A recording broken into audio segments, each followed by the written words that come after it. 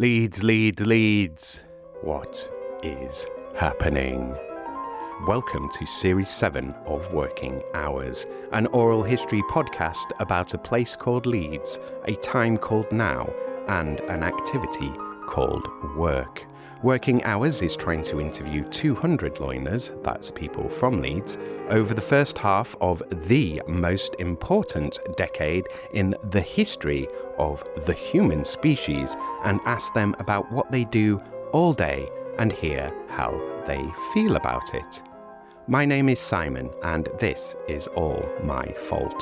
My mission for this podcast is to try to capture just some of what my city, Leeds, a city that has declared a climate emergency, is doing during humanity's biggest emergencies.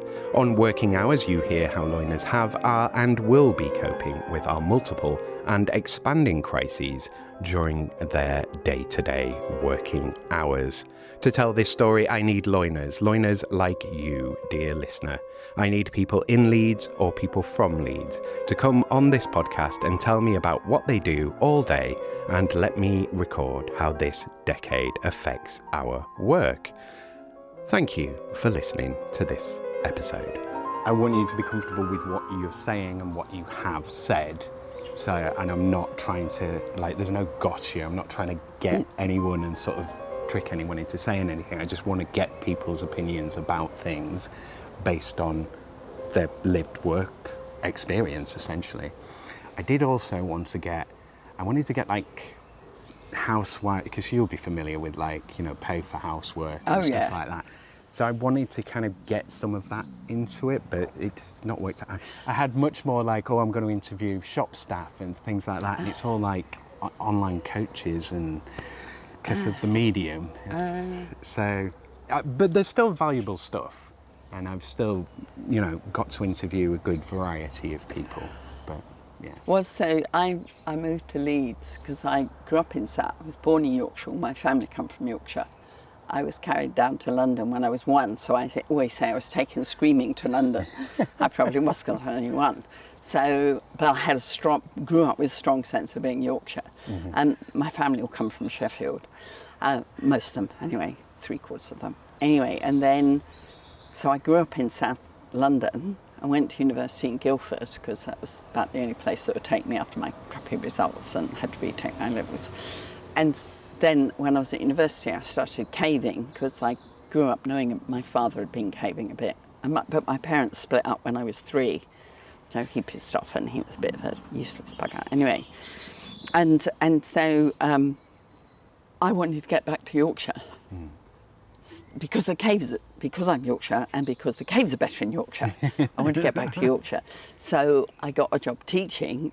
I didn't want to be a teacher, but because I was a scientist, I could get into teaching without doing any teaching qualifications. But I had research education, so that's how I ended up at Foxwood for a couple of years. What age were you teaching? At the time, Leeds had that middle school thing. So they were 13s to 18s. And they were the 15-year-olds were to have stand-up fights almost in the classroom. I mean, it was quite heavy, that was. So anyway, that's just my background. You can chop that out. Anyway, so in terms of... and so I came to Leeds in 74, because I was university from 68 to 72, because I did a year in industry, which was disastrous. And then, so I was in Leeds in the 70s and 80s. You were just talking about wage of housework or whatever, which was, I didn't realise at the time, Leeds was the hotbed of feminism at the time. So I was all involved in that. But of course, there was, I now work at the Feminist Archive, give a lift to someone who was the arch enemy, the radical feminist, and I was one of those heterosexual women that slept with the enemy. and a communist to boot, so those were heady days. Yeah. Anyway. But So if we go down that line about feminism. Anyway, blah, blah, blah. Well, it's all good to capture. You're listening to Series 7, Episode 7, and to my guest, Lynette Willoughby. This is another in-person recording, recorded in Chapel Allerton Cemetery during our totally normal, totally fine heatwave of temperatures of above 30 degrees in Leeds for fucking days. I really like recording outside and getting to hear the world instead of just hearing non-stop traffic. So this was a treat to record. Apart from the oppressive tropical heat in a city built for rain, but we were in the shade, so we were having a better time than most people in the city at the time. This was recorded on the 22nd of June 2026. Hello, colleague. Lynette Willoughby's first degree was in electrical and electronic engineering, after which she moved to Leeds to teach at Foxwood School for 2 years. After then trekking around the Pyrenees and then Alps for 3 months with a friend, Lynette taught at East Leeds Women's Workshops. She then did an MSc in Microprocessor Engineering, followed by over 20 years working at Leeds Poly / Leeds Metropolitan University. Lynette was very active in the Women's Engineering Society and was president from 1993 until 1995. At 49, she started a part-time fine art degree at Leeds College of Art. Lynette had always been an artist alongside being an engineer. Her mother was an artist, even though as a single parent with 4 children, her mother never had much time to practice her art. However, Lynette grew up with her mother's work all around her. Since retiring in 2005, Lynette has concentrated more on her art, doing site-responsive installations with a friend and also making artists' books, which she shows at artists' book fairs. We also discuss the brilliant alternative economy idea of time banking in this episode. Get into time banking, people. Right, let's do this. Episode 198 of Working Hours with Lynette Willoughby. So my first question normally is, what did you want to be when you grew up? That's interesting, because when I was at primary school, I was quite good at maths. So I thought I wanted to be an accountant, because that was only, I sort of realised later that this didn't quite match my personality, really. But anyway, then at secondary school, we had a talk by an engineer, surveyor of some sort. Anyway, and I discovered there was this thing called engineering, and I was good at maths and science, maths and physics, really, basically. And so, but I was also did a lot of art and was good at art, and I did art, and because I spent all my spare lessons in the lower sixth in the art class, the art teacher persuaded me to do A-level art as well as pure maths, applied math, physics and art. So, and my mother was an artist, so I grew up with this idea of art.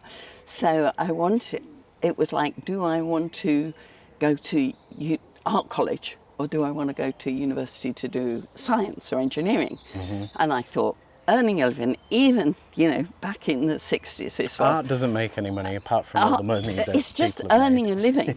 Now, I grew up in a single-parent family, 4 kids, no money. I knew I had to earn a living.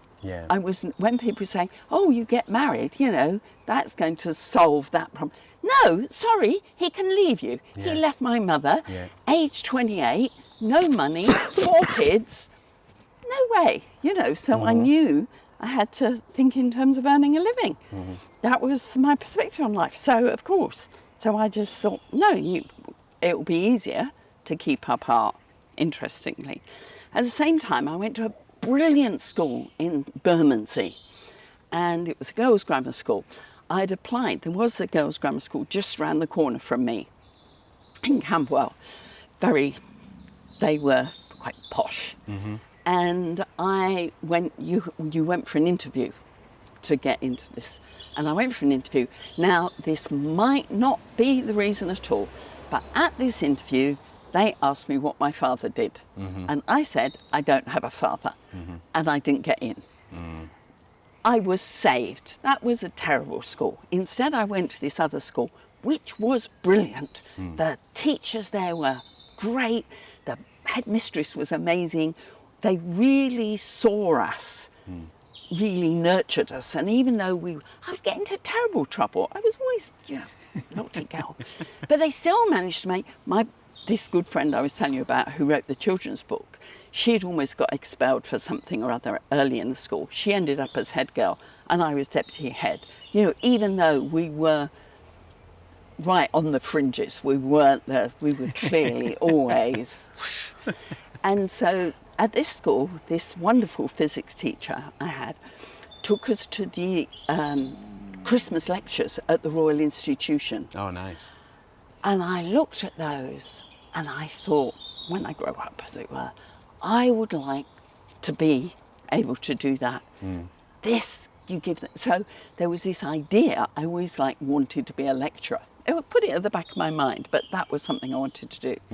And then I also got interested in ice and snow and glaciers and things. I wanted to be a scientist at the North Pole until I discovered there weren't any scientists there. So I changed my allegiance to the South Pole. Anyway, at the end of, after I was coming up to the final year at university for my degree, undergraduate, there was a talk by the British Antarctic Survey. So I went along, went to this talk, went up to the guy at the end of it and said, right, where do I sign up? Where do I apply? And he said, well, I didn't say anything earlier because we get so few girls at this, but we don't accept girls. And I went, because we don't have any toilet facilities. Now, I'm a Yorkshire person. I was a caver. Toilet facilities, for heaven's sake, what are you talking about? What stupidity. So anyway, as my retirement present to myself, I went to Antarctica. Nice. And so it was quite a big trip. It was a fantastic trip. I spent my retirement money on going to Antarctica. And when on the boat, I was talking to the other people there and I told them this story and so this guy turned around and said, so you went off on a 45-year huff kind of thing, 35-year huff, and that was it. That's fine. Well, if you're not going to have me, I won't even go to your continent, see if I care, kind of thing. But since then, I've been to Spitsbergen, I've been to Greenland, I've been to Iceland, I've been to Antarctica. So, what did I want to be when I grew up? Either a scientist at the North Pole or the South Pole, or a lecturer. And then, so when I was 49, I must have been 49, yes.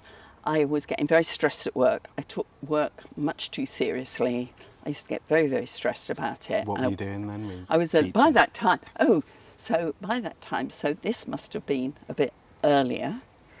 Go back a bit. I'd done various things and I did an MSc in Microprocessor Engineering. Now, I partly wanted to do the history of science and technology, but there was no way I had the money to pay to do an MSc. And I thought, it'd be interesting to do that. And I did some part-time work for the Open University and I got into microprocessors and was teaching some stuff about microprocessors. And the Manpower Services Commission at the time would give you a grant and pay the fees for people to do something like microprocessor engineering. So I went to Bradford University, a one-year course, to do an MSc in microprocessor engineering, which was really good in some ways. The lecturing wasn't always good, but at that point I then knew how to learn. By teaching at the Open University, I learned how to learn and how to teach. And so I did that.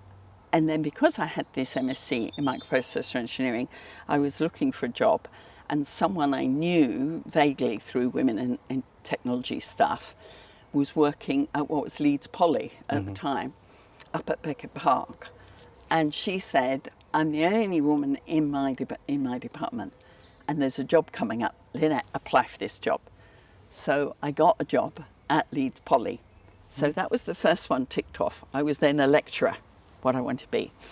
So, and then when I worked for sort of getting on, I don't know how many, 15 years later or something, Leeds Poly became Leeds Met, and now it's Leeds Beckett. They changed their name. They change it every few years. They just decide change the logo, all that. Anyway, so there I was, and I got very stressed about work. I took it too seriously. I worked too long hours, and I cracked up one day. So then I decided to cut down to working 4 days a week. And lots of people would say at the time, said, look, if you work 4 days a week, you're still going to work 5 days a week, but you get paid less. And I said, no, if I get paid officially 4 days a week, I might work 5 days a week. At the moment, I'm getting paid for 5 days a week, but I work 7 days a week. So no, this will be an advantage. So I cut down, and just then, Leeds Art College started a part-time fine art degree. And I was thinking, could I do a part-time art degree now that I've cut down on work? Could I? And now that I've got a bit of time back, let's fill it up with... Well, because I'd kept up doing art all that time. I've always done art. I'd always done loads of things. I was in feminist art groups and things, and I did that. So I'd kept up doing that. And I thought, I'll have to do a foundation course. So I looked at where would do a part-time foundation course. Nowhere seemed to do it. I was looking about, and then I saw that the art college did this part-time fine art degree. So I thought I applied, and then got in to do that. But it was very much, and it was very cheap at the time, partly because they weren't giving you studio space. So they were assuming, because it was part-time, that it was for people at work who would have space where they maybe did their art. So I started a part-time fine art degree, which I then did. So then I was a lecturer, and I was at art college. And then when I retired, that's when I got to go to Antarctica. So I wasn't a scientist at the South Pole, but at least I visited it, and it was fantastic. Well, South Georgia is amazing, very wonderful stuff. So so what did I want to be? And I ended up doing them all one way and another, and then all sorts of other things that just you did without even, things happen. Some people have, I never said, right, I want to do this, I'm focused on doing this, I'm going to do this straight line idea. Most people don't have that. And when I was lecturing, I started off doing electronics and then computer hardware, and then I had various training things I did, and we had this module called professional skills, which was basically study skills really. And most people in the computing department weren't interested in teaching that, but to me, teaching people how to study and how to communicate was more important than some technology which is going to be out of date in a few years. So I really liked that side of the teaching thing. And how did I get onto that? Anyway, that was one of the things that I was... That's a good point, of like people, with all the shiny stuff, people forget the fundamentals, and it's like, let's Well, a look lot of at people this. would say, these students come here, I came here to teach them computers, this kind of programming or this something. I'm not here to teach them. By the time they get here, they should know how to do that. Yeah, because And I'm everybody's going, the same. That's rubbish. Yeah. They don't know it. No. The fact is they don't know it, and they need to know it. So the first lecture, you can imagine, given what I'm also coming across at the moment, my lectures were performance art to a certain extent. Like the first lecture, I used my photos of going to Spitsbergen in my first lecture to make the points. So there we were, roped up, going on this glacier, and I would say, right, look at this, we're roped up because you've got to have teamwork. So this was about teaching teamwork. If I wasn't roped up and you slipped into that water there, you'd be dead within 5 minutes. These kind of things. And then I had this iceberg floating off into the distance at the end. And if you don't listen to my lectures, that'll be you floating off into a failed degree, And I used to say to my students in these first lectures, this module is about reading, writing and drawing, as in diagramming. That's what I'm teaching. And it was a lot about communication And yeah, I used to like that. And so a lot of the students thought it was a load of rubbish. Some of them thought didn't really need it, but those ones in the middle were the ones that you probably really made a difference to. I did, when I was doing my degree, I did it as a mature student as well, and I went to the study skills class, and they said in there, if you've turned up to this class, you're probably going to do pretty well on the course because you're taking this seriously. That's it. And you want to understand, what the marking criteria is, how it works. Exactly, those kind of things. So, how to read a question, how to think about it, how to know about yourself, learn about your own study preferences, because not everybody... This is before learning styles and all of that. And all that. Well, by the time I was teaching this, all that learning style stuff had come, and I read about, I knew about that. You could say, you've got to learn how to learn for the rest of your life. Because, the stuff I taught then, the stuff I was taught at university, I mean, they hadn't even barely invented transistors back then, let alone microprocessors, I mean, that's why I didn't understand it, because it was all garbage. I didn't understand it. If only I'd done digital electronics earlier, I might have got a good degree, but we didn't, so, Well, yeah, and it's that thing of you don't know what you don't know as well, so it's kind of like, after the fact, you're like, oh, well, if I'd have learnt that first, that would have been really useful. But that's it. So, so that's what I wanted to be, and that's what I ended up being, amongst other things. So before you did the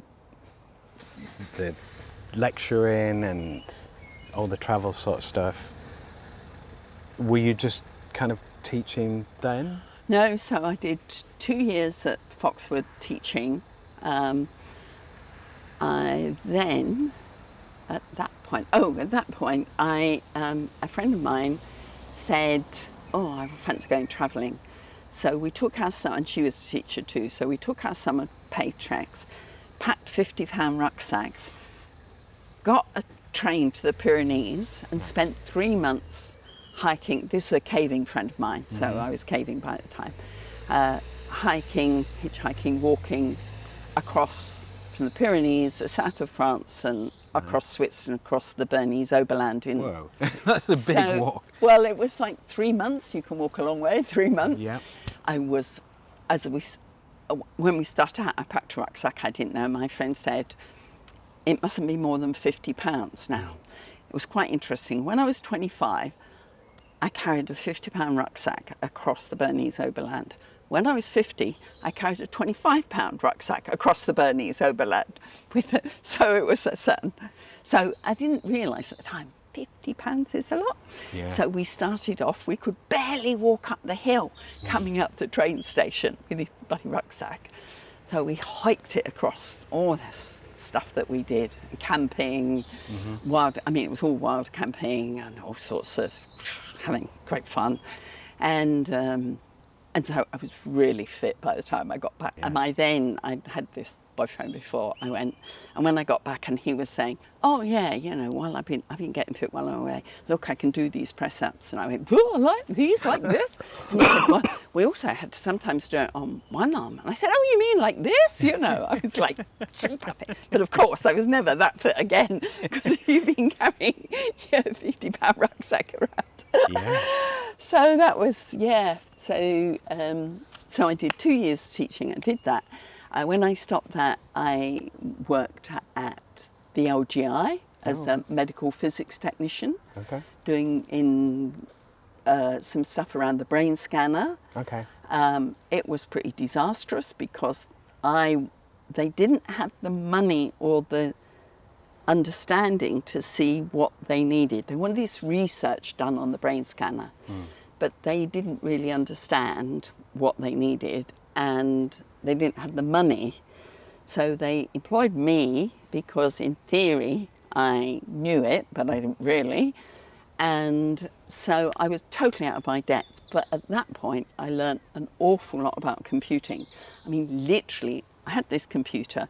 I didn't even have literally to start the computer, I had little toggle switches on the front of this computer. Oh, because go back a bit, before I had to retake my A-levels because I didn't do very well the first time before I could get to university. I retook my A-levels in the January, and then I worked at what was the Borough Polytechnic at the time in the computing lab.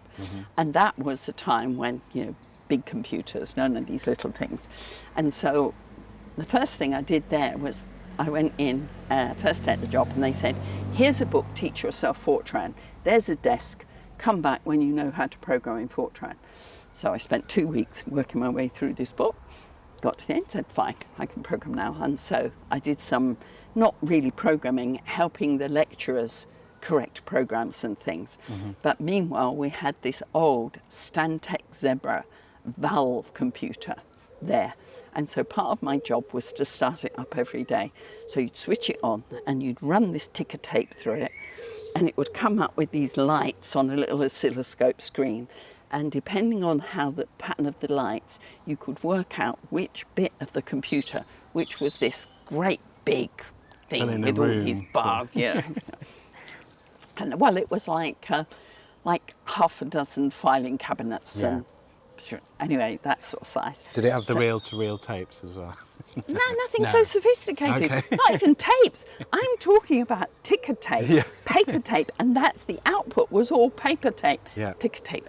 And so I used to have to go and take out these boards with, and one day, so a lot of the time it was just a bad connection. So what would happen? Oh yeah, I reckon it's this board that's wrong. So I'd go this section. So I'd go along with this big wooden handled screwdriver, bashing these boards to get, because it was probably just a bad connection. And one day I went bash, all the lights went out, all the electricity went off. What have I done? Oh my God, how could this be? But in fact, it was the building site outside. This guy with a bloody JCB had driven through a power cable. But I thought it was me bashing away at this thing. So I didn't know a bit about computing then. So I had this job at the LGI working on the computer there, very basic stuff. And so that's where I really learnt machine code. I had to teach myself everything to do this computer. And so it was trying to see whether the brain scans, so one of the kind of things, say an example was, there was a brain surgeon and they'd do these brain scans, and they looked at the brain scan, couldn't see anything. 6 months later, the guy came back with a brain tumour. And they said, look at that brain scan there compared with this one here. Is there any way we could have picked up can we see any this clues? Place? And so that was the kind of thing that I was supposed to be doing. But I wasn't knowledgeable enough. I wasn't pioneering. I wasn't pioneering anything, I can assure you. But so at the same time, I then started doing some radiation protection stuff, which I did know a bit about because my year in industry was spent at Culham, which is the atomic energy place at Culham. Now, right, so when it was time to do my year in industry, I sent off for an interview. I got sent off for an interview at RAE Farnborough. Went to the interview, blah, blah, blah. My tutor said, oh yes, they sort of really pleased with it. And then I got this letter saying, sorry, we can't offer you the placement for the year. And my tutor said to me, why? They were really pleased with you. Why can they not accepted you? And I said, well, it may have been because I'm a communist. And my mother was a communist, so actually it wouldn't have mattered what my politics were. The fact that my mother was in the Communist Party, was known to be in the Communist Party because she stood as the local candidate in the elections in Camberwell, would have meant I couldn't have gotten in. So, and my tutor said, I can understand, maybe you could have been, pressure on you by the Soviet Union. I thought, God, people who sell, they do it for money. They don't. Yeah. And anyway, I mean, the British Communist Party, we're not in hocks to the Soviet Union. We're very critical of the Soviet Union. Where's your politics, chap? You don't even know anything. What a load of rubbish. Anyway, but then I went for an interview at Culham, which is the section of the Atomic Energy Authority where they were doing joint projects with the Soviet Union. So the fact I was a communist didn't matter. So there I was working on, the atomic energy place there. So I learned quite a bit because I had to. It's just, I mean, I was only doing a bit of electronics, but you pick it was stuff up, don't you? you had to study all this stuff. So then when I was at the LGI, I also did some stuff around the radiation protection, which was very interesting. But then it was after that I was doing, because of the Open University stuff I was doing, and I thought I'd really like to do like an MSc something. And that's when I sort of saw that the Manpower Services Commission would pay for me to do an MSc in Microprocessor Engineering and actually give me a grant to do it. So I spent a year doing that, and that's when this friend said, apply for the job at the Poly. So I'd done these bits and pieces, and you just go along with something comes up. And you just do it, something comes up. That looks interesting. But almost every job I took, I got a pay cut because I was always just doing what looked interesting. I was never, it's partly my politics, partly my background, was never driven by money. As long as you've got enough. Well, you want to be doing something interesting. That was it. I have to do something interesting. And if it ceased to be interesting, get out of here and do something else. Yeah. And so that was the sort of trajectory. But then when I was 56, there was a big slash and burn in the Leeds Met at the time. My faculty had to lose, I think it was a whole load of, I can't remember, 25 people. And they basically said to us, if not enough people go voluntary retirement, early retirement or voluntary redundancy, you're going to be made redundant under worse terms. Now, for years, I'd fantasized about early retirement just because I found that job so very stressful because I took it so seriously, I suppose. And so I did a calculation on could I manage on this. So, you take this massive cut in income, and people would say to me, it's okay in your cut, because when you're retired, you don't have to spend so much on clothes, you don't have to spend so much on travel, you don't have to spend so much on lunches, you can manage much less money. And I wore the same clothes to work as I did at home. I drove 10 minutes to work, and I always took my own packed lunch. So I thought, it's not going to make any difference. But in fact, it made a massive difference, somehow or other, But I did these, because I'm this sort of almost sad sort of character who would do spreadsheets for a bit of relaxation. So I sort of numbers are just, I can do that, set up a spreadsheet, so I'd just work out all my, what. And I thought, so long as in retirement, if I go into town, I can afford to go to a decent cafe and have a decent cappuccino rather than going to a greasy spoon. Then that'll be enough money, that's it. And then it was fine. And then after about 6 months, my best friend said to me, how are you managing financially? And I said, actually, it's easy, because all my life I had been protecting my future. In a sense, I'd been careful, saving, because I was thinking, I knew all the stuff about when you retire, you've got no money and all this. And so the jobs I'd taken were all about making sure you had a reasonable income. Didn't want a vast income, just reasonable, protecting the future, paying into your pension as much as you could, doing this, that and the other. And I said, all my life, I've been kind of protecting my future. Now is the future. Now is my future. I don't have to work. I have this much money every month. That's okay. So long as I can manage on this much money, it was great. So I felt kind of the richest I'd ever done in my life almost, even though I had much less money than I ever had, because it was there. I was very lucky. In many ways, I was very lucky. And I'm a baby boomer, now retired person, who we're getting loads of stick from all these young people who are suffering. But it was partly luck. I got a grant to go to university. I didn't have to pay to go to university. And I got a full grant, but I got a full grant because we were so poor. And my mother, I knew people who were at university who should have got more in grant, but their parents were either too proud. It was a bit like at school. There were 2 shops that would sell the school uniform for my school in Bermondsey.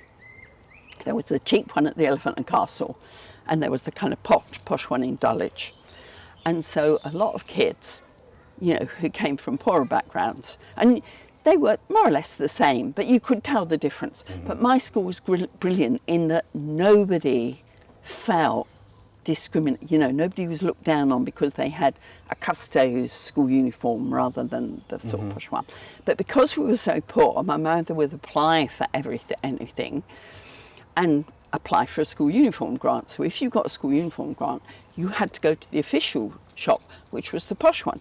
So being probably the poorest kid in the class, I would have the posh school uniform, as it were, because mother was not too proud to apply for everything going. You're paying tax for a reason, Yeah, well, she didn't pay any tax because she never had nothing to pay any tax. She never paid any tax. I made up for it by paying any tax. She was a brilliant, amazing woman, and who coped with all that, was an artist throughout, and that's the sort of art stuff that I grew up with. You'd get up on my birthday morning, say, and she would be put into the finish, because after my father left and one thing and another, and when it was difficult, she would do housework at night and sleep during the day. So she'd always be up at night doing housework, but you'd get up on my birthday morning and she would be putting the finishing touches to this amazing hand-painted birthday card for you. And that's, even though she didn't have time to do any art with 4 kids and no money, whatever she could, she did things. Things like, now she used to smoke very heavily, Kensington's coupons, Kensington's, and with Kensington's you got coupons. So when it came to a birthday or Christmas, she'd say to us, I've got this many coupons, here's the Kensington's catalogue, what do you want for your birthday? Now, I didn't mind. It seemed to me, so long as I was going to get something I fancied, and there was plenty of useful things in the catalogue, all sort of hand-me-down clothes. I was just really lucky that I never felt that deprivation. Other kids would have things and I'd go, so what? My eldest brother really felt that deprivation because he was that much older than me, like 8 years older than me. So he, and at that time, like when you're talking about the 60s, was the time he was most normal of the family in that sense, because he was 11 by the time my father left, 10 or 11. And so he was in that normal world. He lived in that normal world where if you took a girl out for a drink, you expected to pay. By the time I was old enough to go into a pub, I was in the Communist Party. I mixed with people where there were no such expectations, nothing like that. So a mixture of the background going up and my politics meant that all those sort of things didn't bother me at all, and so one year, for my birthday, I wanted a suitcase because I was going to, the only time we went away, we either went and stayed with my grandfather in Sheffield or I would go and stay with my father. And I didn't really like them at all, but it was a holiday. I was quite opportunist, even at age sort of 12, 13. I thought, this is a free holiday, fine, I'll go. So I wanted a suitcase anyway, because we must have had some tatty old thing or whatever. So Kensington's coupons, suitcase. So mother looked at this, I've got to, it's for Christmas, this thing. And, what can I, that would take a lot of wrapping paper to wrap up a suitcase. And also I think it would look too much like a suitcase. So what did she do?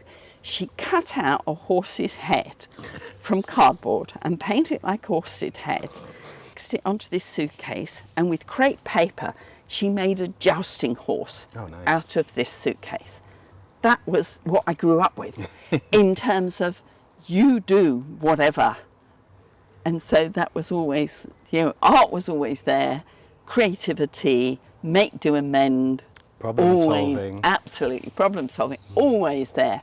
And so that was my mother, she was nuts and she was a complete pain in the arse at times. And, she talked too much. Would you believe, where did I get that from? And she smoked, ooh. But she was amazing in that way. So that was kind of what made me in that sense, And so after she died, I took her ashes up and scattered them halfway up Ingleborough. And it's halfway between, because she wasn't a kind of topist. She wouldn't have wanted to be on the top of the mountain. But the place where I scatter ashes is halfway between the top of Ingleborough and Gaping Gill Cave, where I used to do a lot of caving. And I try and so she can go look up over there. the cave. Yes, she could look over it. And she also ate lots of chocolate. She was always eating chocolate. So when I go up there, I always take a bar of chocolate and I made a little pile of stones and I put this piece of chocolate under the stones, and there's these very fat spiders under there because they're all eating this chocolate I take to Mother. So let's talk a bit about your art, because we've not really covered that. So how did the artistic career Well, come so I'd about? always done art. I went to evening class and things. I did etching, I did photography, I did silk screen printing. Like I made my own silk screen when I was still at school because we wanted to silk screen posters to go fly posting and things. So I made my own silk screen, we did that sort of stuff. So I thought when it came to go to art college, I thought those would be the sort of things I would do. I'd been a photographer, I had my own sat in my own darkroom, and that was partly because I thought at first it might be because my father was a photographer, he was a commercial photographer by then, but then I realised it wasn't. Growing up we had lodgers in our house, and one of them was a photographer, and he had set up a darkroom in his room upstairs. And I obviously learned about cameras and photography from him, so I'd got a camera quite early. I'd always done a lot of photography, loads, and I've got all these millions of negatives. Must do something about them. Anyway, so, and I thought that's what I'd do at art college. And I didn't. Did completely other stuff, all sorts of stuff. It was a brilliant course that you weren't really taught anything. You weren't taught drawing. You did, you had to do a module, one little bit each year, which was a sort of taught bit of it. And I did jewellery making or photography or something else. But how the course worked, each semester you got given a brief. And that was, like one was this quote, and we got given a biro. Right, what are you going to do about this?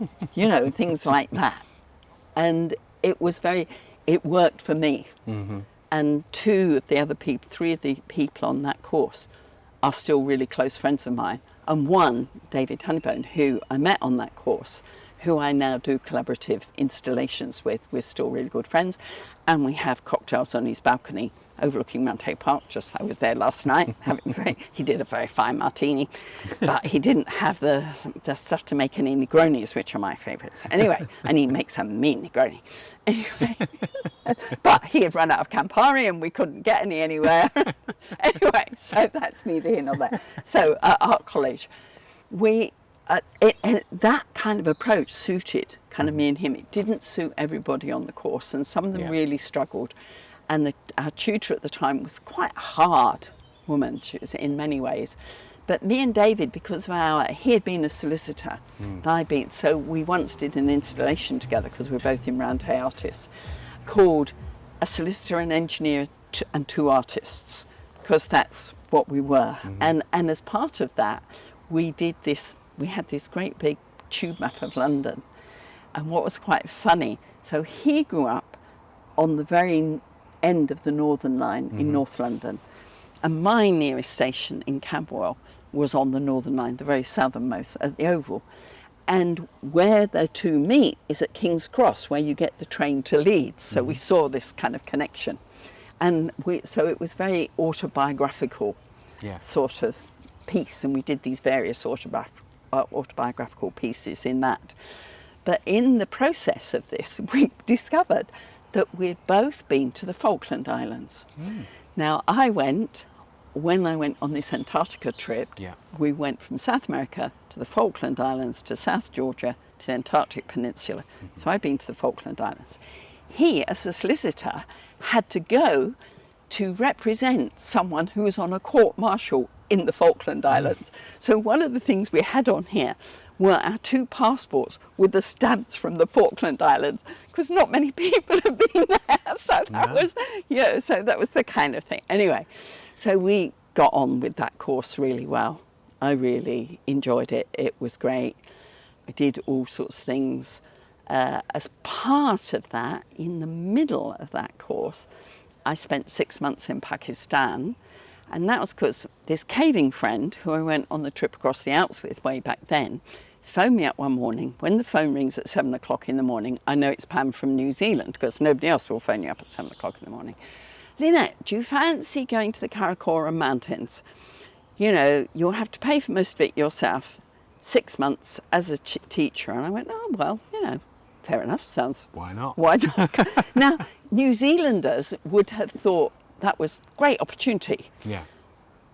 English, British, you know, you are doing what? You know, and it was because this guy who was a trekking leader went through this village, Shimshao, in the Karakoram Mountains, which was then like a 2-day walk from the nearest road. Yeah.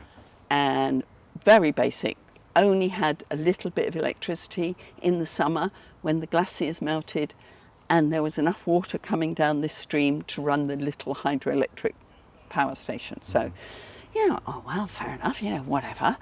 And he said he was working with them, and he said, I'd like to contribute something to the village. And they said, what we really want is a new bridge. Well, I can't quite afford a new bridge. What we really want is a new this, and I can't really, new electric power station, you know, hydroelectric. No, I can't afford that. Well, what we'd really like is a couple of teachers.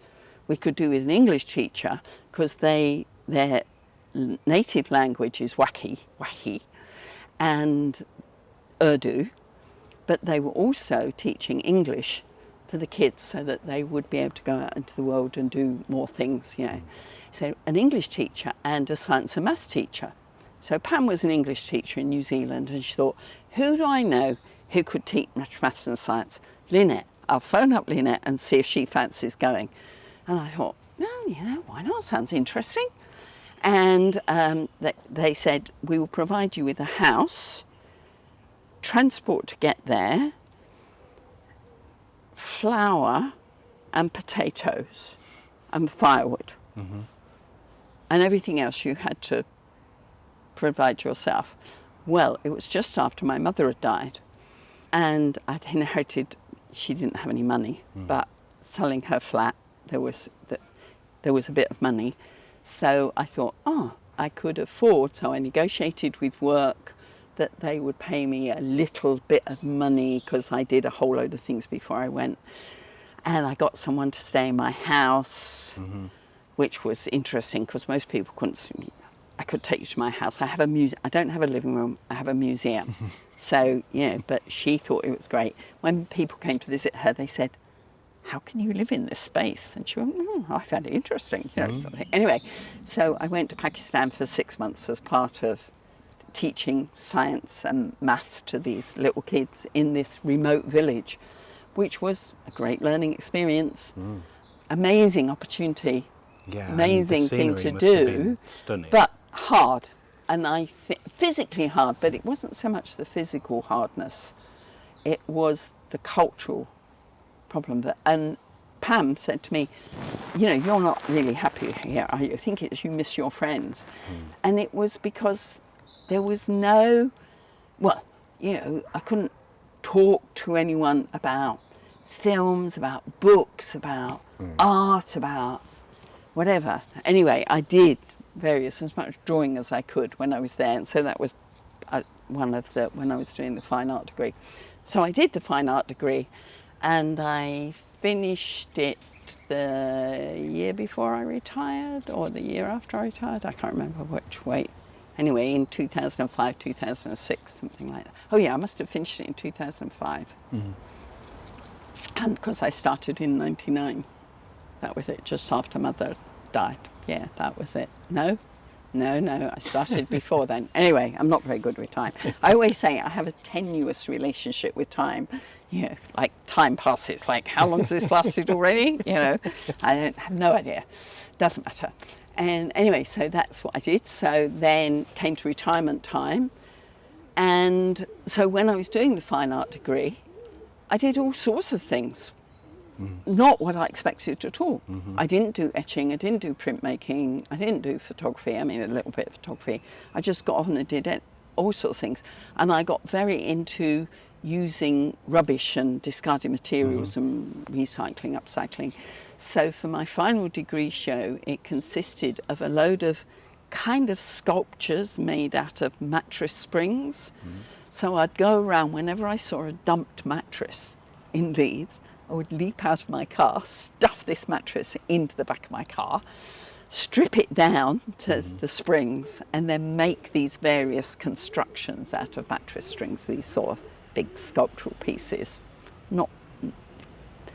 I did make some people later on, but they were just abstract sculptures.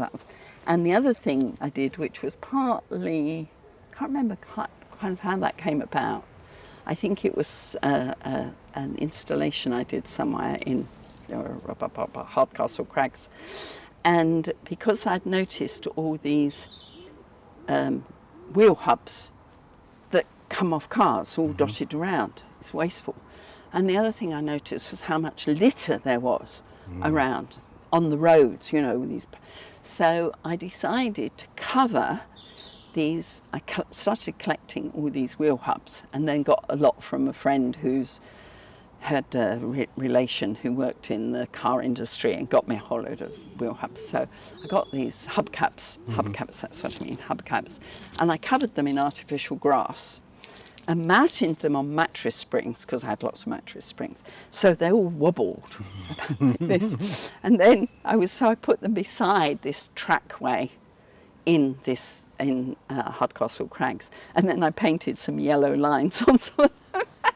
Anyway, so one of the things I did for my final degree was have a whole collection of these things. So I did sort of odd stuff like that. But one of the things we did for one at the end of year course, not in the final year, maybe in the fourth year, because it was a 6 year, because it was part-time, was we were doing, the group of us for our year, were doing an installation at Leeds Library. So what we decided, we called ourselves the Secret Seven, because I think there were 7 of us, and we called it the Secret Seven Library.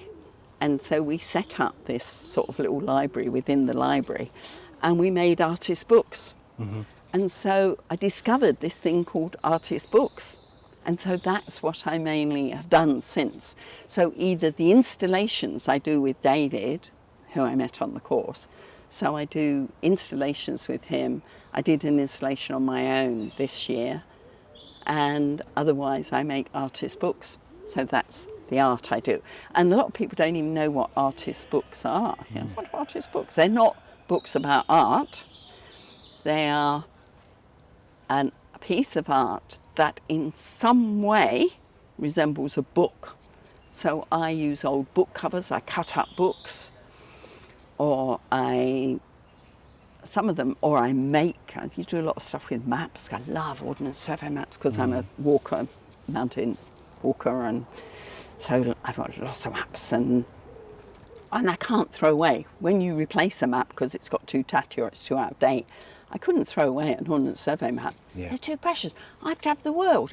Our maps are the best possible maps. They are amazing, you know, and they're beautiful. They're just works of art in themselves. So I do a lot of stuff with maps. And so artist books, I chop up books, and sometimes they're to do with the book. So I made, there's a guy in Liverpool runs the Liverpool Artist Book Fair he runs, and they do exhibitions associated with it. So when it was the 400th anniversary of Shakespeare's birth, so it was make a book about Shakespeare. So I did one about much to know the Tempest. So I made a Tempest book. Then there was the 200th anniversary of Mary Shelley's Frankenstein. I made 2 Frankenstein books. This year I made a piece about Tristram Shandy, because it's a weird book, and I did sort of some artists. So, and then there was a previous one was 400 years since Magellan's circumnavigation of the globe, and I did a book about that, which consists of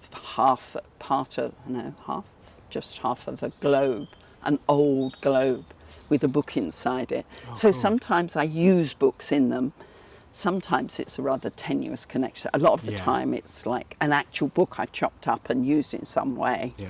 It's like for the Frankenstein one, Frankenstein is all about revenge and remorse and compassion. So I got a copy of Frankenstein which had a really good cover. I cut out all the pages.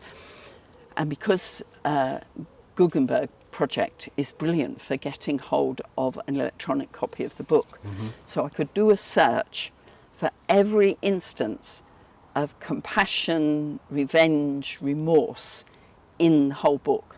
I then whited out all the words in every page with emulsion paint, except compassion, remorse throughout the whole book, and then made a big concertina of it that opens up and has the boat, because it's all about a boat, and all these letters, it's all about letters coming out of it, and maps in it showing where he all went. And anyway, so that's the cool. kind of thing I do. So and sometimes I think, oh God, it's like, what do you do with the things you make? And a lot of artists, you end up with too much stuff. So I do artist book fairs, but you don't make any money at them at all. And I probably underprice all the things, but I want them to go out into the world, because otherwise you've got, and then I think maybe I should stop doing the artist book fairs because they're really tiring. It's exhausting being on a stall talking to people, because as you see, I would get talking to them, explain about the books and do this. So of course it's exhausting. You get excited as well, don't you? Like once you let's talk about this and this and this, and then the time goes, and then you're like, why am I absolutely shattered? Yeah. Exactly, and so that's it. But I have the impulse to make this art. Every morning I get a few more ideas about what to do, and people say, where do these ideas come from? And it's usually, if I'm lying in bed in the morning, they just pop into my head, or in the shower I suddenly think, oh, I could do that. Oh, I could do that. But it's like they say that, everything's a muscle. Well, imagination is as well. If you flex it and practice. And I just get these ideas about things, and then I want to do it. And then if you do it, what do you do with it? Yeah.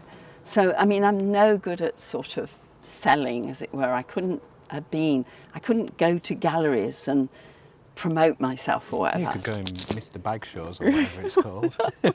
I can't, I've never been, I just want to make the stuff. Yeah. I need someone else to go and promote it and sell it or whatever. Yeah. And so I maybe mention it to someone, but if it doesn't get picked up, don't follow it through. I don't what do I do with that stuff? And so I keep on doing the artist book fair. It's all this enterprise stuff that they want to teach people. and sort of, you need to be your own business, your own brand. And it's like, you kind of do, but also, God, that's dull. I don't want to do that. I've never been able to do that. The only time I've been able to sell I think I always, I take it back to why I hate selling things, although I did used to go and sell Challenge, which was the Young Communist League newspaper. Heaven knows how I ever managed to do this, sort of saying this, but I put it down to when I was little, and I was probably 5, 6, 7, 8, something like that.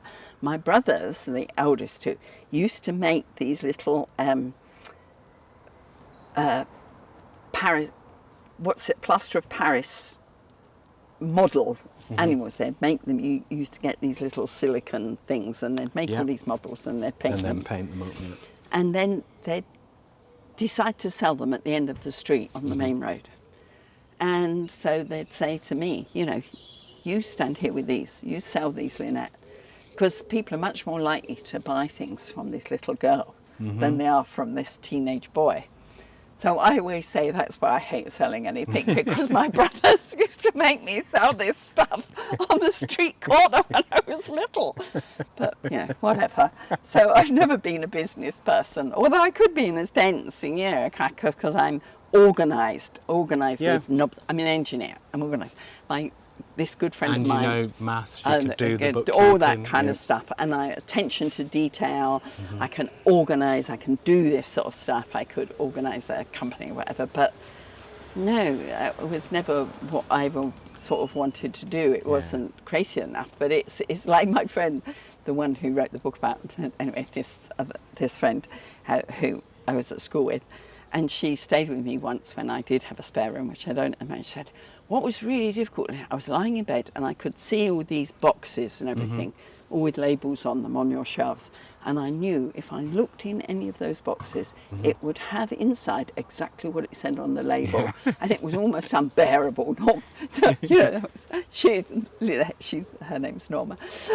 She says, you know, it was, this level of organisation is more than I can cope with. I'm not totally organised all the time. Sometimes it just falls through. Yeah, but don't you think some of that's the engineering background? That's the engineer. Yeah, it's like everything needs to be classified it's and got put to where be you can sorted, find it. And yeah, you know, and of course you don't Your do training it. informs I'm not so obsessed. much. Well, I'm obsessed with lots of things, but I'm, you know, sometimes completely get things wrong. I forget to put things in my diary, or I move something to a more logical place, and then I can't find it because I'm used to it being in this other totally illogical place, and so. And I've got an absolute rubbish memory. And people say, it's you're getting older, you know. No, the reason I was always useless at exams, why I was useless at learning languages, at chemistry, I can't learn, I don't remember things. I have to work them out from a few basic principles. I can manage a few things. I've always had a rubbish memory. So when people say, it's your age, no, I don't have to feel it's the onset of Alzheimer's that I've got a crap memory, because no, I've always had a crap memory. So that's okay. So I don't need to worry about that. Right, so before I ask any more questions, I'm just going to check in. Are you okay and comfortable? I'm fine, then? absolutely fine. No don't problem. need to stretch our legs or anything? No, okay. no. So I'm going to I ask... can imagine you're going to have to chop this down quite a bit. I'm used to it. This is why I sort of limit them to 2 hours, because it's very easy to kind of... Well, just chat, you know, like, and especially when people have had varied careers and you've done so many different things, it's like, I've done this and I've done this and I've done this, and it's like, that's really interesting and that's really interesting. So yeah, I want to talk a bit about the time bank. Oh yes, the time bank. So because, as I said, we've discussed like universal basic income. I asked most people that are on the podcast about that.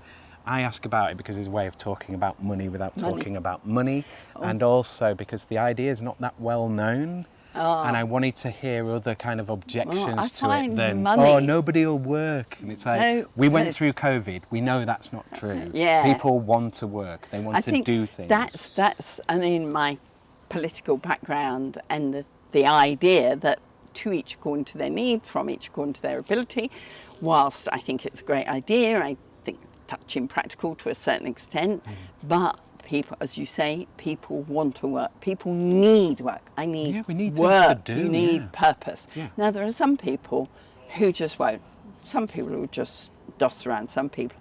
But quite a lot of that is because they've never had the wherewithal to see what they could do, how they've opportunity to do something interesting.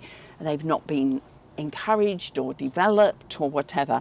And then I can understand how once you've feel as though you're put on the scrap heap, or you're just on these sort of benefits, and you can get into a hole and everything seems hopeless and it's all awful, then you can just go down and down and down. Now, there are a few people maybe who would not do any work.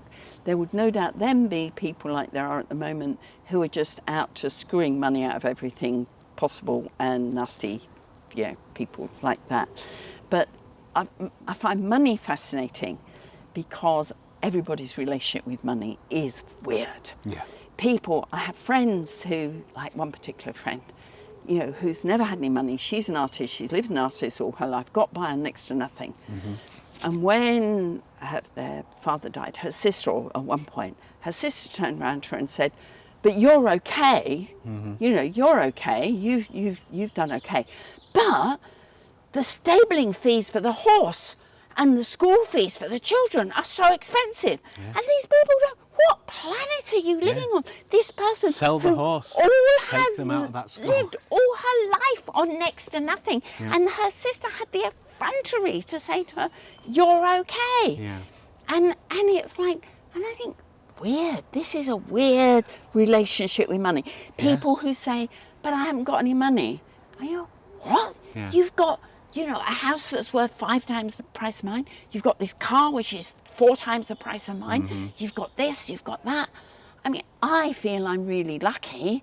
I have more than enough. I'm trying to help.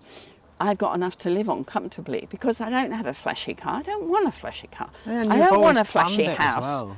I don't want all this stuff. I want to make art out of rubbish. I go and make art out of these books, which I buy dead cheap online, or I pick things up. I mean, you wouldn't even have to buy them now, would you? I do pick them up. I was a real dumpster diver, as they used to say. Every time I go past a skip, I kind of have to, now I stop it, don't, don't take anything more. And I'm getting rid of stuff now because at that stage in life where I've got more than enough stuff, I've got to work through all the stuff I've got already. So I go to things like the knitting and stitching show because I love yarn. I've done a lot of knitting and craft work, crochet, turn my hand to pretty well everything apart from music and languages. 2 things I am useless at. Interestingly, this is one of my favourite quotes, is like, to have another language is to have another soul. And I've talked to musicians, not necessarily on the podcast, where they talk about it being, like music is maths, but there's also music is its own language. And that sort of how you're expressing yourself in a different way. But it's interesting that you don't have the affinity for that, but you have that artistic. And with languages, it's partly about, I think, and music. I think it's that's about bad what I can hear. as well with language. No, it's also about what I can hear. Oh yeah. Someone would say, well, you can tell the difference between that and that, and it's like I can't do colour very well because I can't. David will say to me, "Now, what colour will go next?" And I say, "I can't see it. I cannot see it at all, and I cannot hear." So it's partly that. Can you visualise, picture things in your mind? Yeah. I can. Because I found it fascinating that there are people that can't do that, and people that don't have internal monologues, and I'm like, what? I write all these notes, all the time, always going on. So, I mean, and I think it's a real shortcoming that I would love to be able to speak another few languages. I think it's brilliant, but I've not. But that's partly because you've got to learn so much all those words, and I can't remember things. I don't. And I'm working at the moment. When I was away last week in Iceland with this friend of mine, and we were talking about when you wake up in the night and you can't get back to sleep. And I listened to a meditation tape, but what's really difficult is when something's happened and it goes round and round and round in your head, and it might be a problem, or it might be, and it goes, and she was saying what she does, which is a really kind of, and I've taken this in a different direction. She says, you go through the alphabet and you think, right, I'm going to do animals. You have to think of an animal for each letter of the alphabet. So you're lying there and you're thinking, what it is. So I started thinking this, but being me, I couldn't be satisfied with one animal with A and one for B. I started thinking of all the animals I could think of starting with A. So I'm now doing this. I've decided that this would be really useful to helping my memory, because as you're getting older, memory's phasing, and I'm part of the biobank who are doing these longitudinal studies of health, both mental and physical health, and I've been doing it for 10, 15, 20, I don't know how many years.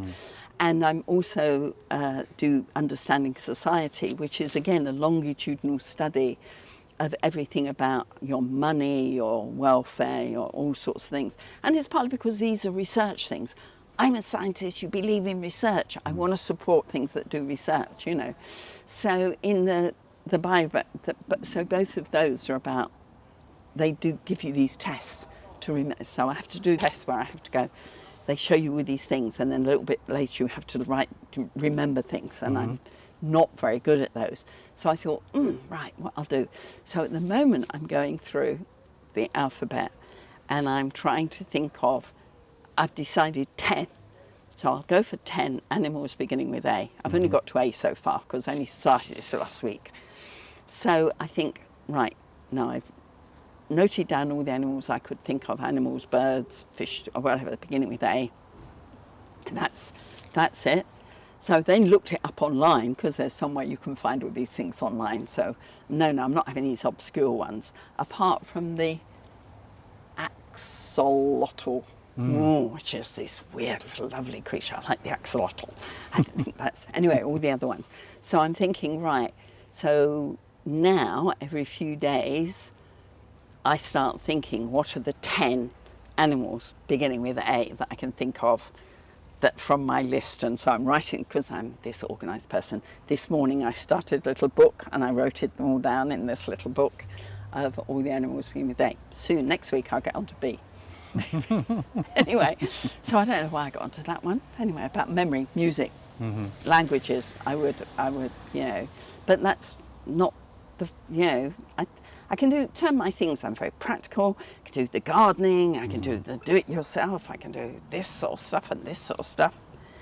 And, but music and languages, no, can't do them. So never mind, you know, can't do absolutely everything, can you? No, you know, that's what you need other people for. That's it. So to get back to the time bank. So the time bank, so it was set up about 10, 13 years ago, something like that, by a couple of people, Sue Ball and Gary Barker, a few other people, set up the Leeds Creative Time Bank. Yeah. So there's this organisation called Time Banking UK. There's lots of time banks where you exchange time rather than money. And it's partly because just let's get out away from the money economy and do things for time, because we all have lots of skills and lots of things. Now, the other time banks will do things like doing some gardening for people, or some do-it-yourself for people, or some go and look after people, or take them somewhere, or drive, all sorts of things. But they had this idea of setting up Leeds Creative Time Bank. And they set it up, and I went to a presentation where I heard about it, and I thought, oh, really, I want to join this. But at the time, it was limited, and I couldn't join at that point. But then a couple of years later, I found out I could join it. And since then, I was involved. And the way it worked was to have, well, in time banks, I think you always have time brokers, which were great, because the people used to call us the time lords, because we used to create time. Anyway, so for many, I became then one of the time brokers, and I was very involved for a long time in that.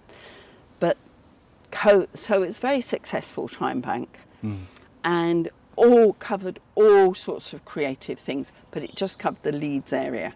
So it was just for Leeds, so you didn't have long distances to travel or whatever. And you'd ask for a photographer or a videographer, or a voice recording sort of stuff. And because I was you got paid in time if you were a time broker. So all the time I spent doing the admin, and of course I could do the admin, you know, with knobs on, with organisation. So all the time I spent doing that, I had loads of hours in the bank.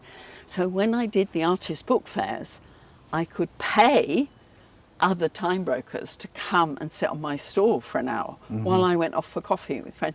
So that was great. So I did all those artist book fairs, but COVID did for the time bank, basically. And now it was a pity it didn't. It shouldn't have done. But people no longer were able to go out and do the kind of projects they were doing. Yeah. Now, there could have been lots of stuff online. Yeah. We could have been doing advice online. We could Yeah. have been doing video calls. We could have been doing loads of things. But for some reason, we didn't promote it enough and it didn't take off.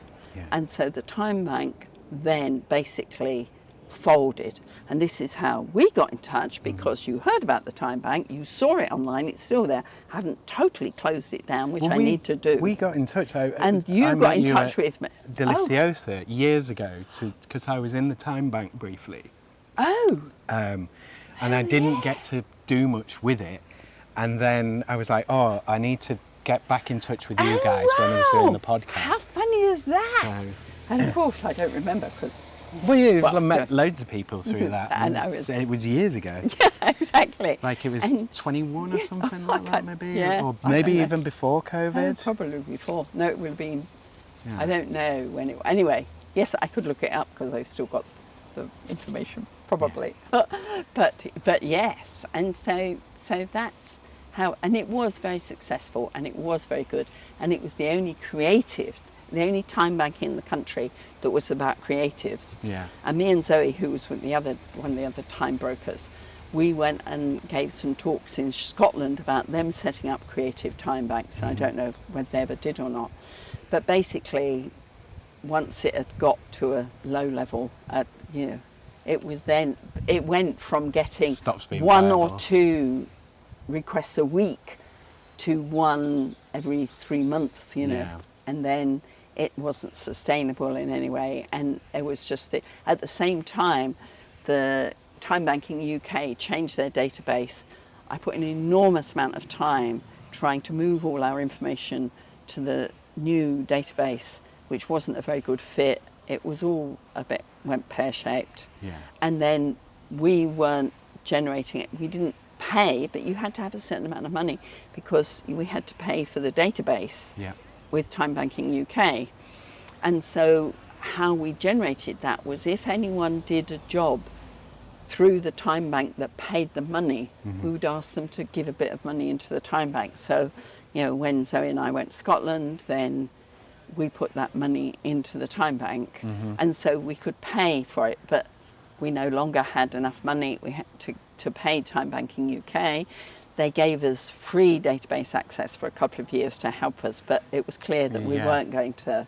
Well, someone's got to pay for it somewhere, haven't they? You've got to do it somewhere along the line, because we live in the society we live in, and you might want an alternative economy, and that's what the Time Bank was, and it was very good. So a lot of people could actually do projects where they couldn't afford to do them otherwise, but they could do them because of the Time Bank. And you could go and do some work for somebody else, and then they could help you with something, or you could just put in the hours and build up that credit, and then sort of draw it from other places. So yeah.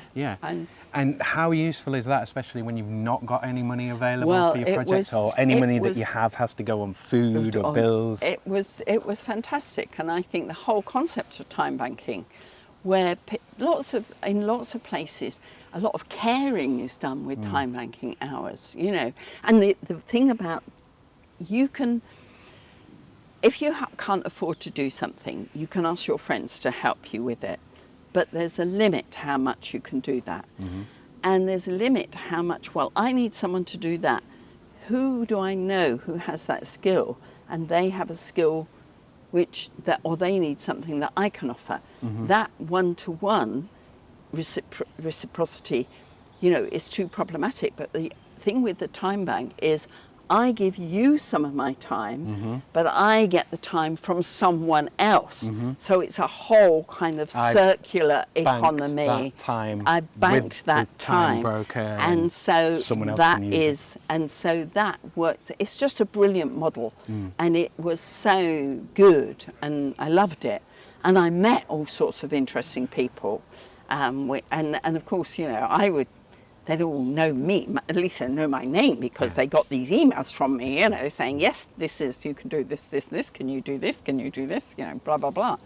So that was really good in terms of one's artistic practice and things. So that was, I suppose, part of my artistic practice for a while, was being a time broker with a time bank. But it's very sad that's not going anymore. Maybe it will be revived in some form or other. I think the model that we had was very time consuming for the time brokers, because someone else set up another time bank in Leeds where you can have these time banks where you don't have a time broker in doing all the organisation bits. You let people contact the other people directly. And I tried that in Leeds, and I contacted someone, you say, oh, I want this thing. Oh, can you offer me this? And they never reply. Yeah. And then people get disillusioned with it, and then they don't use it. Because I thought, that's useless if you're not even going to reply. Whereas when you have a time broker there, I could see that they hadn't got a reply, but you send this request out to all the people offering that skill. And then it doesn't matter that those don't reply, because someone replies, or if no one replies, you reply back to them within a week saying, I'm really sorry, I couldn't get anyone, nobody's offered this. Yeah. So, but otherwise people just get disillusioned with it. Yeah. And so you've got to have a kind of robust and sustainable organisational structure. Yeah. So whether it's your basic income or whatever, which would be done by government, but it could be done on a small scale, because there are collectives. I mean, lots of people have lived in communes and collectives. We lived in a collective house for a while when in Leeds. When I moved to Leeds, first couple of years I had a flat, and then some of us set up, I moved in with a collective house. And in the collective house you had certain joint things. We had a piggy and a kitty, and one was to pay the mortgage, because we got this house on a mortgage from the council, and the other one was to pay for your food, and you all paid into that each week, and then you spent it, and you didn't squabble about it. You did that, and then out of that was that house there.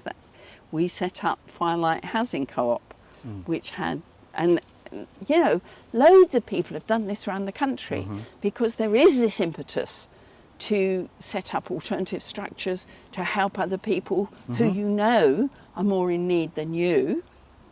So I think those kind of alternative structures are really good, really important, and there's loads of people who do it. Yeah, there are people who are going to rip you off, and it's difficult. You've got to trust at some point. That's the same in the financial economy. Exactly. Well, don't you know? Yeah. That's what I was saying. That's what I was thinking. Because yesterday I was talking to a financial advisor about various things, and we were just saying, these people, I mean, there are people who, now I won't say earn, because nobody can earn this. They get £1 million a year. What can you possibly do with £1 million a year? And then he was saying, oh yes, but there's the richest woman in the country at the moment is the head of Bet 365 or something, who gets something like 200 million or 245 million pounds a year.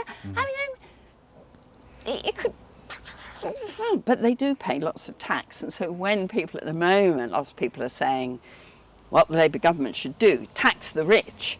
And actually, if you look at the income the government has from taxation, and I think this is only because being a bit of a numbers nerd, I sort of look these things up, and so I had an argument with a friend once, about a couple of friends, which was about this whole younger people, older people pensions. So I then could immediately go and look up what's the pensioner income in the country, and at that point, a few years ago, only 50% of the pensioners had any sort of private pension. So that's 50% of pensioners are just on their state pension. And then of that 50%, I know someone who didn't work for many years. And the people I did work with who hadn't been working for many years or had low paid jobs, they were on, they had a private pension of the vast sum of like 7,000 a year or something on top of that. So of these 50% of the pensioners who were getting a private pensions, a whole load of them were only getting this. And then there's some at the top end. I mean, I knew and someone... not everyone has property, and not everyone's had family to and have all that anything. sort of thing. And I remember one year, oh my God, some Tory minister, of course it was Tory minister, when they were arguing about sort of pensions, or I can't remember what the political argument was at the time. And he said, yes, but of course, when you come to retire, you know, you will inherit your parents' house. If you have parents.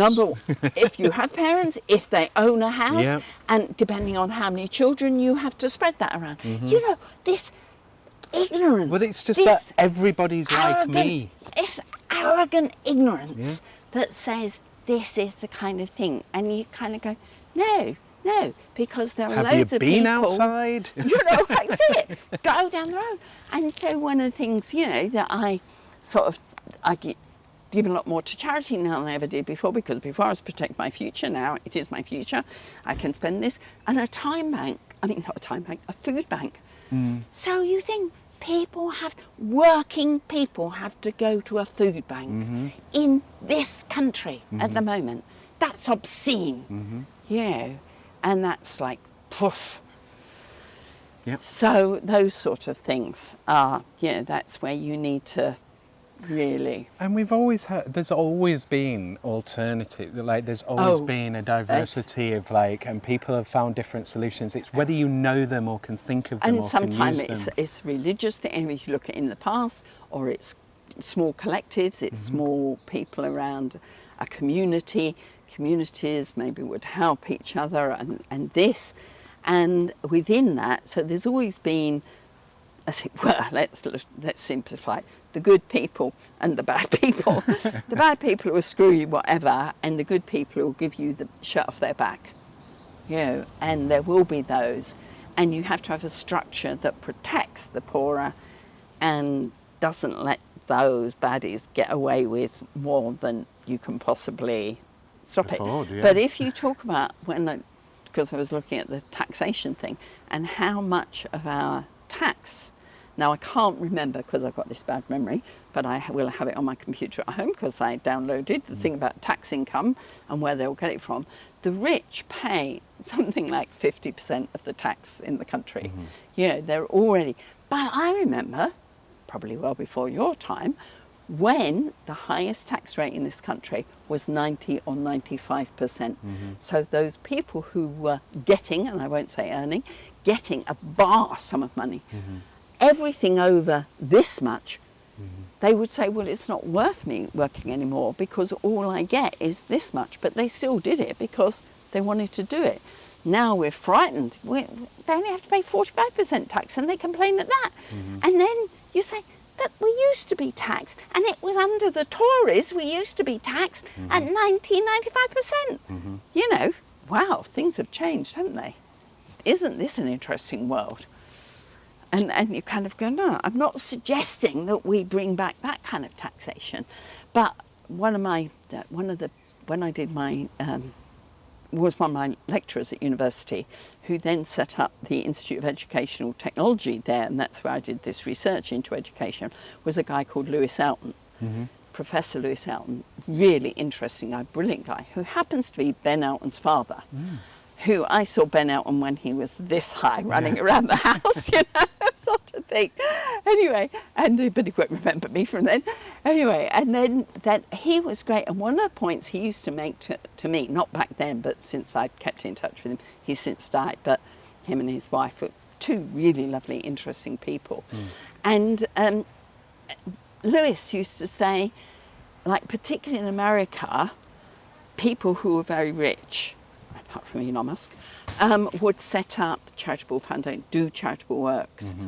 And in the past, in this country, they would also do that. They'd set up, and they'd have their name on it, the Carnegie Library, the so-and-so, whatever they would do. But at least they would be philanthropic.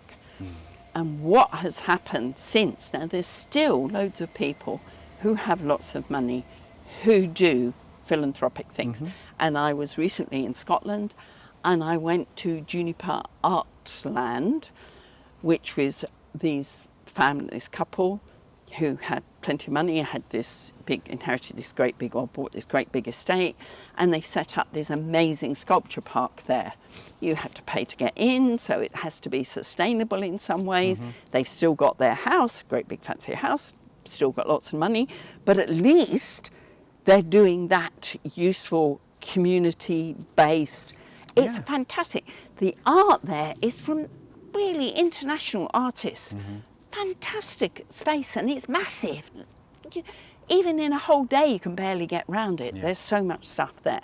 So that sort of thing. But there's these other people who it's about conspicuous consumption. Oh, look at me. I've got, and I have to admit, if I see someone coming along and they've got either a BMW or a Mercedes, no, I'm not letting you out. You're getting that ridiculous bloody car, piss off. Well, they're causing most of the bother on the roads. A lot Well, of the time. that's what we think, but they probably don't. It's probably some complete, sort of the guys who are driving like lunatics. But anyway, so that's a kind of little... Teslas as well. And that little prejudices slip in. Yeah. You Oh, know, of course. all our prejudices. But, because I'm sure, there's lots of people, very nice people, who have all sorts of fancy Yeah, cars. but we're pattern but spotting it's- machines, which is part of why we have these But biases. there's all this, consumer, buy, more stuff. And then throw it away and buy more. No, don't. Just kind of don't bother. Go, I make my own clothes. I sort of, I do buy some. But then, and you don't need all that stuff, but we're fed it. And it's very bad for young people. I feel very sorry for a lot of young people coping with social media and these influencers. I mean, a little few years ago, everybody was saying to me, what are these things called, influencers? Huh? What's this funny thing? And you're going, and what they do, they're kind of put on this stuff and they're selling it.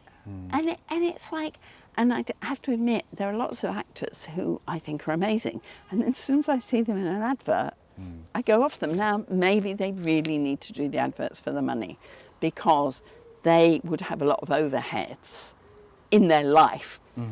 Security, protection, all sorts of things.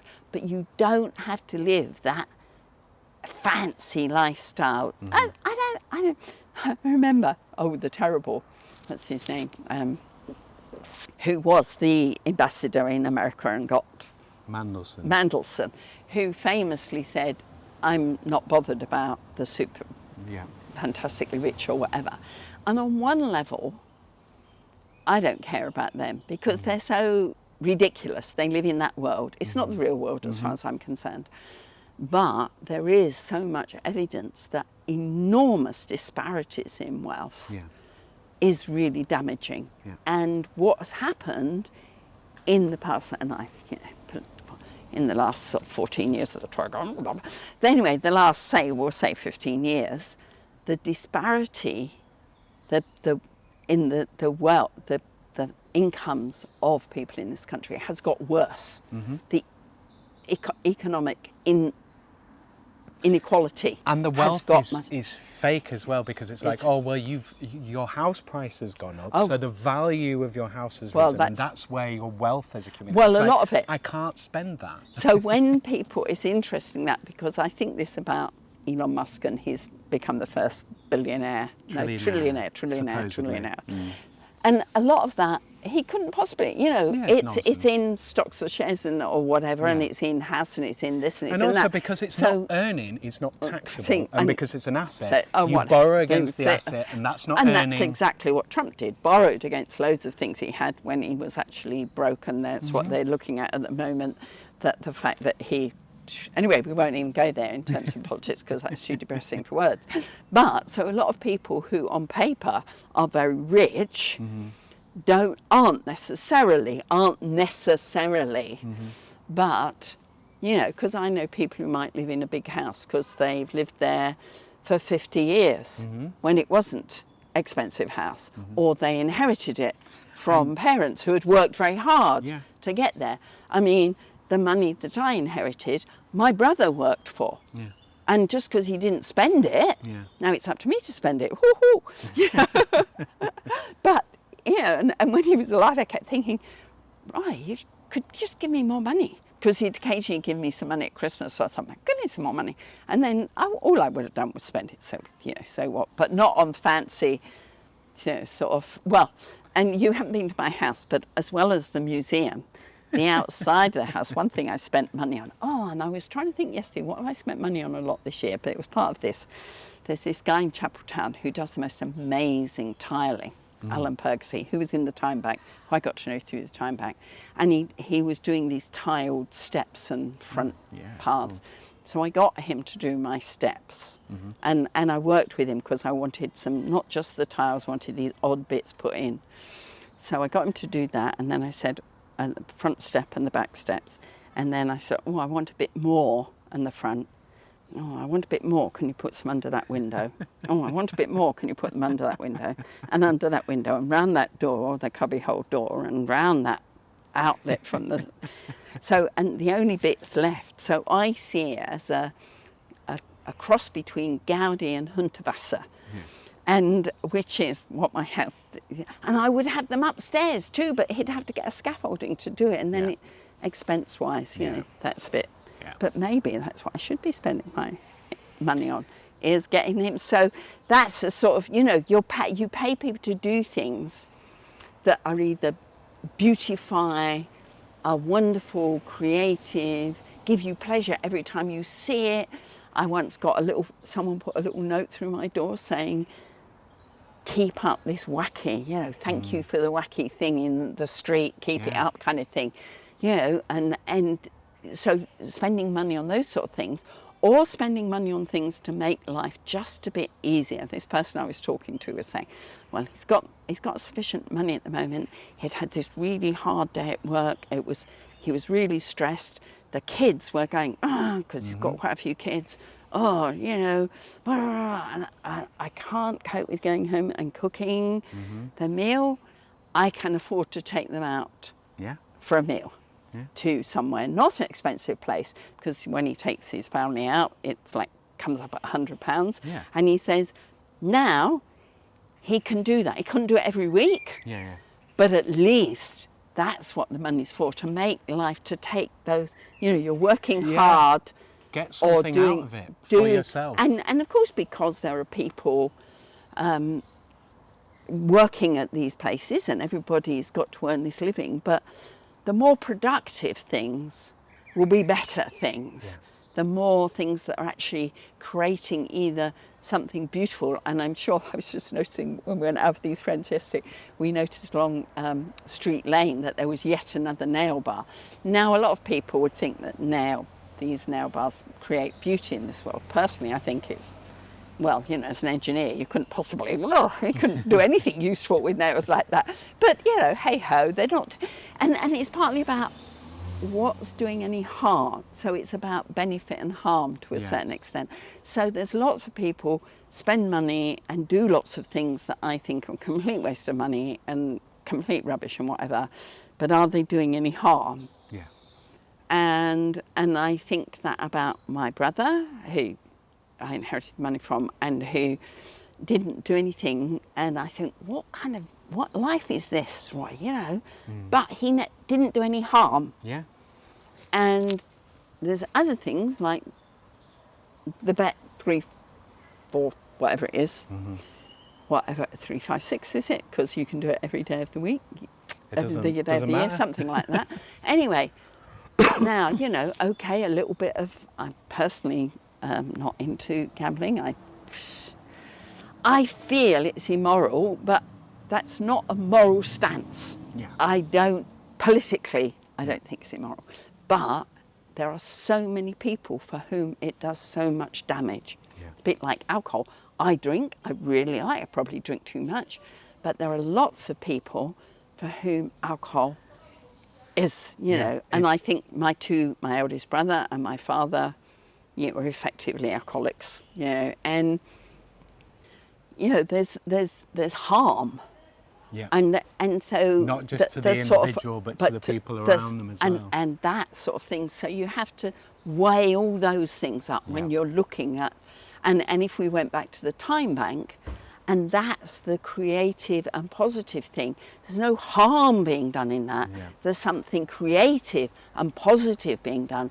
People are being helped there. And so all the time you have to weigh up those things. And because, you know, I heard that our brain uses the most of our calories are used up in our brain. And I always think, why aren't I skinny? My brain is working so hard the whole time. I'm thinking, I think through everything, like I'm talking to you, I'm looking at that, I'm thinking about that. Oh yes, that conversation, oh yes, this thing here, oh those things, that there, noticing this, yes, no, think about these things all the time, going round in this head. I should be as skinny as a rake, and I'm not, I'm a little podpot. You know, but hey ho. Yeah, but that's also how you're supposed to be, to protect yourself. Well, You know, like, as you get older, you might get more unstable on your feet, you might be more likely to fall, you're better to have some cushioning. oh, you know? that's, Like, no, I don't think mine doesn't work like that. But luckily I've got strong bones, I think. So luckily, and that's because growing up, I had 3 older brothers, no sisters, real little tomboy. And so I was very active and climbing trees and climbing walls and going scrumping and doing all sorts of, not, but anyway, all that sort of stuff. So from very early on, I was physically developing my physique. yeah, And then I took up walking, I took up caving, yeah. and you know, there's physical things. And so a lot of things, and I say I'm lucky in those things, and it's about money and it's about these things are luck, but they're also about choice. Yeah. And so you've made those choices, but quite often you're not aware of making those choices because it was the obvious thing to do or the thing you wanted to do. Yeah. And a lot of people didn't have those choices at all. So there's all that kind of stuff in terms of each of us and our backgrounds and all those things going on. Yeah. You know, so I think of myself as lucky, but then I was lucky that I was good at maths and physics and can go and do engineering. Yeah. You know, that was just luck, wasn't it? But then there was a choice as to what I did with Yeah, it. you picked it. Yeah. I chose it.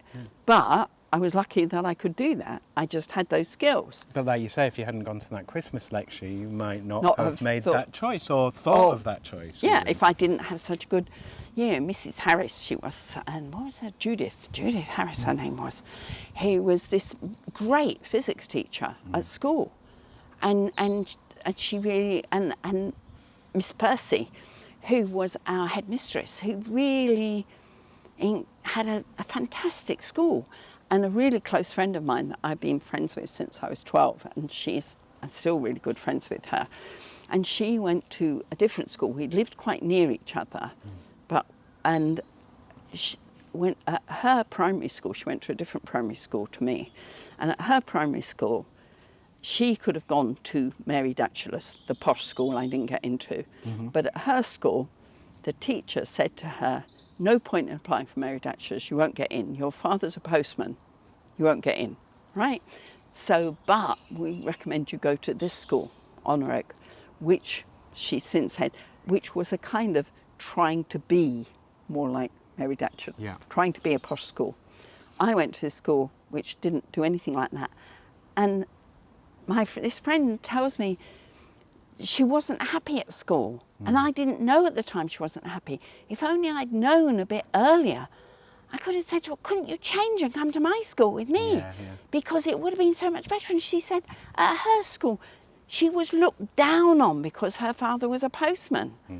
You know, she was all the time, it's all sorts of things in that school. And I was just so lucky that I, for whatever reason, somewhere or other, ended up in this brilliant school where they didn't, in our class, we had some really poor kids and we had some pretty well-off kids because they came from quite a broad area, from around the Elephant and Castle or whatever, and Bermondsey, to people coming out from Eltham. That's a thing that I think they do brilliantly in London that a lot of the rest of the cities in the UK don't do quite as well, where you have that mix, where you've got you've got deprived areas that are also really rich areas, but you've got people mixing a bit more. Schools are really important, and so much should go into our schools. More help, and it's not just paying teachers more. I don't think it's about paying teachers more. I think they'll probably get a decent amount at the moment, but they should work them less, so it's less exhausting. They should have more teachers, and because school is for so many kids, their only way out of a really hard background is education. And if you can get that early enough, school is really important. Well, and also the sort of thing of I I did my GCSEs years ago, and they put all this ridiculous, and I know they want good scores and they want to have their Ofsted and all this. It's like, but they make it like this is it, and it's like it doesn't matter if you fail. You can retake them. You can study or again. you can do go this back. other thing. You can You look don't for have to go alternatives. to university under 20. You can come back later in life. Or you can go and do Working's something an else. Go option. and do an apprenticeship. Go and do this. You can, stop being. It's only things that we can measure matter. Yeah. And Stop listening to people that are acting as authority figures. Like, there are other authority figures. Go and listen to one of them for a bit. See if they say something different, and talk to the people around you. And so schools, I think schools are so important. And university, any education institutions are so important because that's where you learn so much or unlearn so much or learn some really bad things. Or are exposed to new experiences and opportunities and ideas. And I think that's the most important thing of like, we just do it this way kind of arbitrarily or, because of tradition or because of history. Or because we're told to do it that way. And or because I'm not something questioning. happened at such and such time and then we've done it like that ever since. And then it's like, well, why are we still doing that? Certain religions do that. They say, this is it, and it made sense 1,000, 2,000, 3,000 years ago, whatever. It made sense and now in they're that. all dead. And that. And we're not. And we're here now. That is completely relevant. So, you can do it, but don't stick to it in a way that says this is, and I understand about people's identity and things, because identity is another thing that's really important. And how do we get our identity, and can we change our identities? Are we fixed in this identity? So that's another whole load of politics, identity politics. Thank you again to Lynette for being my guest. Thanks as always to all of my guests, and thank you to you, Leeds, for being my subject. You can find out more about Lynette's work at LynetteWilloughby.com or check out her Wikipedia article, wikipedia.org/wiki/Lynette_Willoughby. Links in the show notes as always. And if there's any missing that you want in there, email me. I'm going to tell you the address in a second. If you would like to contact me about being on this show, about what happened in this episode, or about anything working hours related, you can email me about working hours at workinghourspod@western-studios.com. Remember, the show does not have to end after 200 episodes. It will just need you to make episodes happen. Buy an episode for yourself or as a gift for someone else. You can make any contribution that you can towards new episodes, or you can help me pay for online hosting for the podcast, for the website, for the editing software, and for the email mailboxes. The more you help, the more I can and will do. If you want to make a one-off donation, go to Ko-fi, ko-fi.com/working hours. Or if you can offer regular support, then please go to patreon.com/CW, that's Charlie Whiskey, /working hours pod. You don't sign your life away on either website. You can support the show for as long as or as much as you want and or you can afford. And you can stop at any time. I will get most of whatever support you can and do give, and any help you can give does really, really help. So if you can help, please do. I'm also open to sponsorship and advertising offers for this show. You know the email address, workinghourspod@western-studios.com. And don't forget, I also make podcasts for people and businesses, ideally in West Yorkshire, but wherever, really. If you need a podcast or you know someone who does, get in touch. And if you need help with a podcast that you're already making, give me a shout. Details for my business, Western Studios Leeds Limited, are in the credits after this bit, but the email to make your podcast is makemypodcast@western-studios.com. Okay, that's me. Remember, listener, no matter what you do, it is impossible for you to understand anything that your salary depends on you not understanding. So try to work for peace and try to plan with kindness. Raise your voice, but reduce your impact. Cheers, ears. Take care out there and be kind to each other, Leeds. Thanks for listening, and if you enjoyed this episode, share it with someone else you think would get something from it. Thank you. Working Hours is produced, recorded, edited, created and published by Simon Treen for Western Studios Leeds Limited. The music was The Bees from Chopin's Etudes, which is in the public domain and was taken from museopen.org. Remember Western Studios Leeds Limited when you're ready to start making your content in West Yorkshire. Follow Western Studios Leeds on Facebook, facebook.com/Western_Studios_Leeds, and on LinkedIn, linkedin.com/company/Western-Studios. Bookmark western-studios.com so you can see the latest prices and use my contact page to drop me a message about your own podcast project or working hours at any time from anywhere. Maybe you want or need a podcast host, co-host or narrator for your podcast project. Maybe you just need another voice for one or more episodes of your show. Podcasts are so much more than gossip, book promotions and marketing for online courses. Podcasts and other audio content get your online brand out there. Want to make some fundraising case studies? Want to have an audiobook or video course? Want to share your learning, knowledge and expertise in your field? Want to learn, teach or raise awareness of something general or particular? Want to improve internal comms with messages your staff might actually engage with? Or do you just want to brighten up the world with some entertaining content? Then make a podcast. If you're making your podcast within West Yorkshire, then think about making it with western-studios.com. Whatever your podcast questions or needs, get in touch with Western Studios Leeds.